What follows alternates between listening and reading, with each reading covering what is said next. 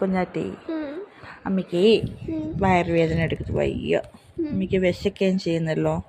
എന്ത് കൊടുക്കും? അമ്മയ്ക്കൊരു ഓംലേറ്റ് കൊണ്ടുവരുമോ? കൊണ്ടുവരുമോ? എവിടെ പോവാ?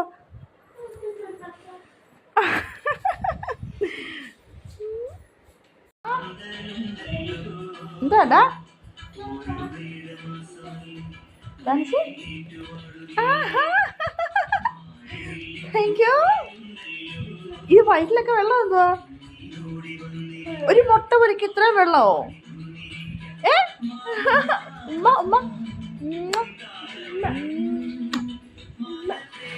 Thank you.